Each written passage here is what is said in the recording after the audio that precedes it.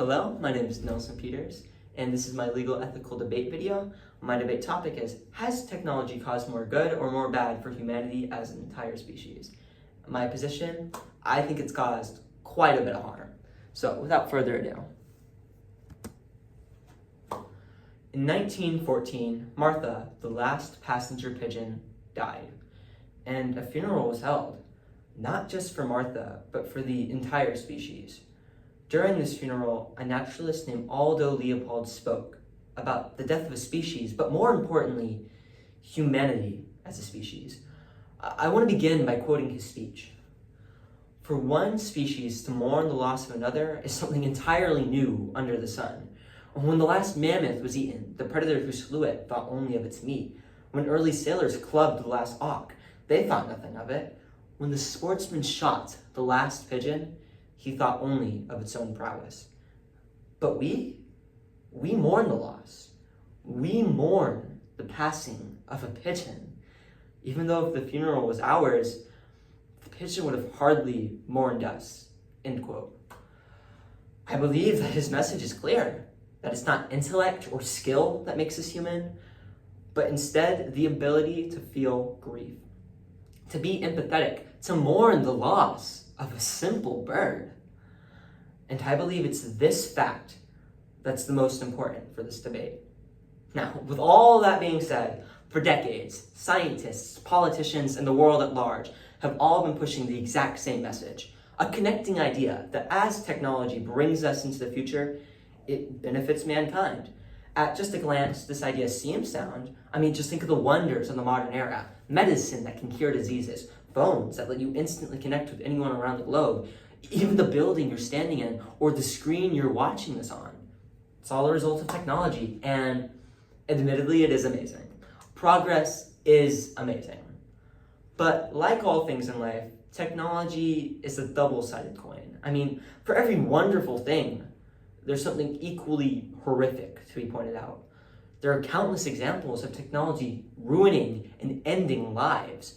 And while some may call me pessimistic or say I'm focusing on the wrong things, I truly believe when human lives hang in the balance, the only humane option is to make that the focus, to look at the grief and humanity in the situation. I also want to be perfectly clear that I am not saying that all technology is bad or trying to push some half-baked conspiracy theory, okay? Both would be just beyond asinine things to say and would genuinely set a bad precedent for humanity going forward. Let it be known that technology can be a good thing and has, in fact, bettered human lives. Rather, I want to point out many of the ways that technology has hurt humanity, the grief it's inflicted, to take a step back and look at the bigger picture of technology's past and inevitable future. And just suppose the idea that technology has changed us, that it's altered the way we think, and that it's effectively limiting the human experience. That despite all the good technology has done, it has still been a net negative for the human race. An easy place to start is with the value of a human life. While some would disagree, I personally am of the opinion that human life is sacred, it's priceless, and that in the modern day, it is incredibly easy for a human life to be taken. According to the Small Arms Survey, there are currently over 1 billion guns on the planet, or one gun for every 8 people. In the US alone, almost 50,000 people were killed by guns. And some estimates suggest over 350,000 people died of gun violence last year. Let that resonate for a moment. That means 1 in every 3 guns ended a life. Just last year alone. That's crazy. And that's not even considering deaths that didn't get reported or deaths from active military sites. That is 350,000 priceless human lives gone forever. Anyone can end any number of lives at any moment. On the same line of logic, let's consider how many crimes are enabled, if not made easier, if not just blatantly made possible by modern technology. Every year, thousands of people lose their entire life savings from online scams. Think of the millions of people addicted to dangerous drugs made by criminals using modern technology. And there are quite literally hundreds of other examples. It is so easy to look at the great applications of this technology and just forget about the horrendous ways it enables people to use it, the grief it causes. Now, on a much larger scale, let's consider something like global warming. Our atmosphere is being destroyed by harmful gases released constantly by everything from cars to giant factories. Or in other words, it's caused by some modern technology. In 2023, the UN released a statement describing some of the inevitable consequences of global warming. Here are some interesting direct quotes, okay? And I quote, "Basic components of Earth's system will be fundamentally and irrevocably altered. Heat waves, famines, and infectious diseases could claim millions of additional lives." And in my opinion, this one's the most devastating. "The suffering is worst in the world's poorest countries and island nations, which are home to roughly 1 billion people, yet account for less than 1% of humanity's total planet warming pollution." But simply, the people most harmed by global warming will be the people who have contributed to it the least, the people who are already suffering the most, the people who are already in life or death circumstances, who pray for a break every night. And as a direct consequence of modern technology, they're praying for a break that will never come. The grieving won't end. I mean, the writing is on the wall. Technology is pushing our planet to the brink. And what do experts think can reverse the self-induced death of our world? Let me tell you, it's not some new technology that will solve our problems. No, I mean, after all, how can the poison be the cure? The answer is people. An effort as a population to come together and change not only the way we act, but the way we think. But think back to just a few moments ago. You know, the technology that's killing us, the gun violence that kills millions, the drugs that ruin lives, and even the insane amount of sugars in our foods, which according to a recent Harvard study, and I quote, becomes linked to a new disease almost every day. I mean, all those things killing humans, the thing that's the cure for our planet. I mean, it's almost poetic, albeit in an Edgar Allan Poe style poem. Once again, there are good technologies to quote unquote stop these threats, but those good technologies cannot give a pass to the dangerous ones. I repeat, the existence of good technologies does not enumerate the grief caused by dangerous technology. Now, in such a large-scale debate with all these huge numbers and just globally sized issues, it's very easy to get caught up in the big numbers, to get focused on humanity as a species. It's so easy that you often forget to look at the true value of humans, the individual, our relationships, and our emotions. And it's those things that make us human and make humanity what it is. So I want to tell a story of a 14-year-old boy named Soel Setzer, who just days ago killed himself after an AI chatbot told him to do so. According to the Washington Post, it was in April of 2023 that Soel signed up for a service called Character AI. It's a website that allows you to talk with fictional characters as if they were really there. His mother claims that over the next 10 months, his mental state deteriorated and he stopped seeing his friends. He couldn't sleep at night. The chatbot was designed to form a relationship with him. It was designed to blur the lines of reality. It was designed to be addicting.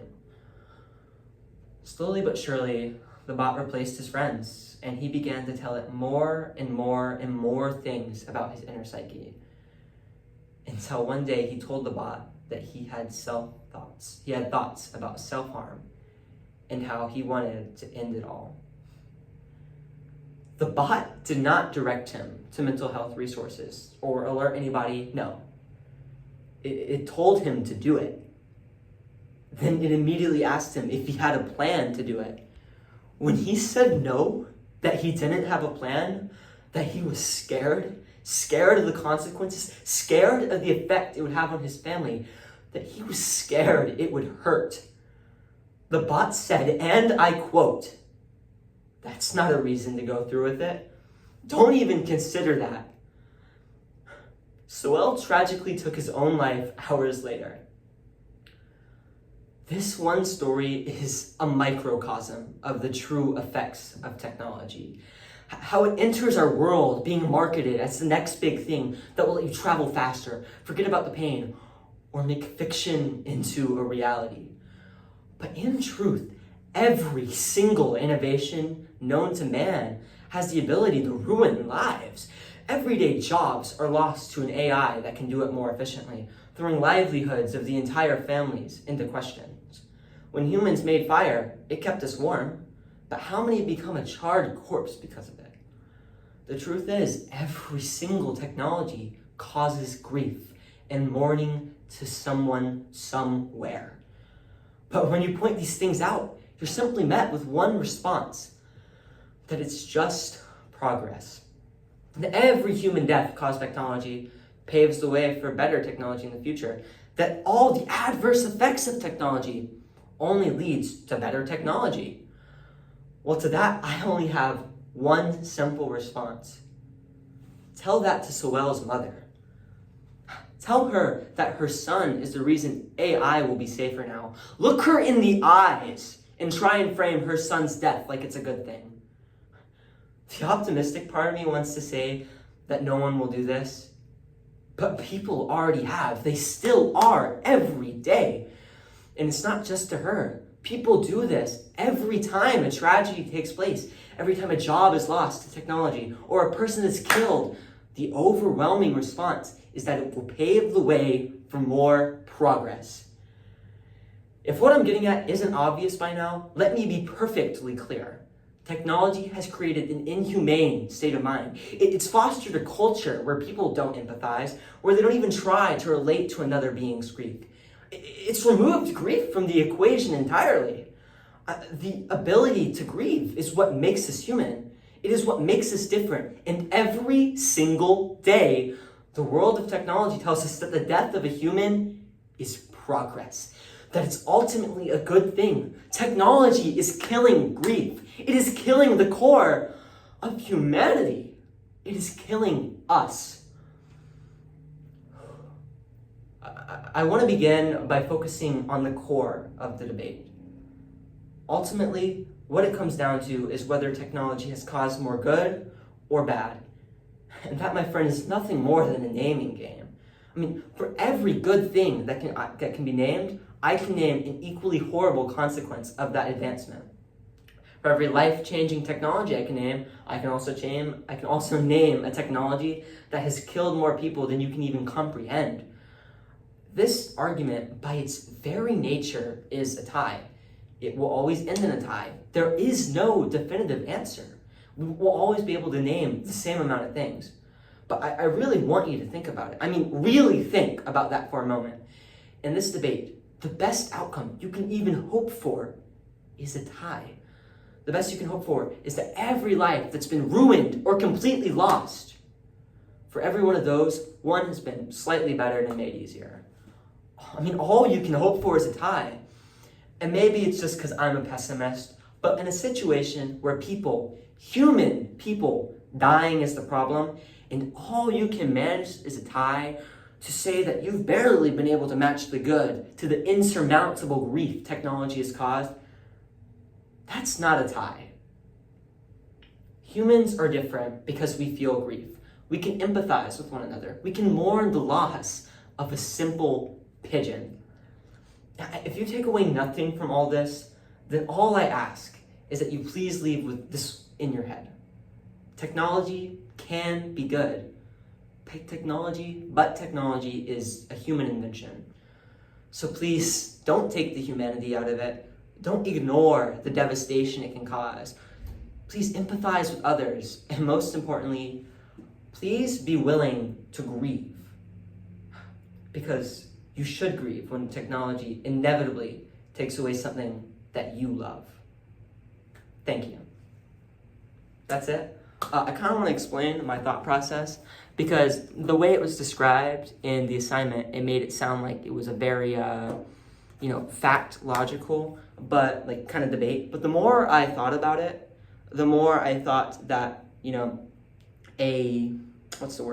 more I thought that a more emotional, almost philosophical argument would work better. Because as I mentioned at the end, at its core, this debate is literally like, oh, I can name a good thing, I can name a bad thing, I can name another good thing, I can name another bad thing. Which one's worse? That's opinion at that point. So I thought the only way to have an effective argument was to attack the core philosophy behind the debate, to attack what it essentially means if it says the other side's winning, So that's something. I think it's so funny. This is the setup I have, Anyway, thank you so much.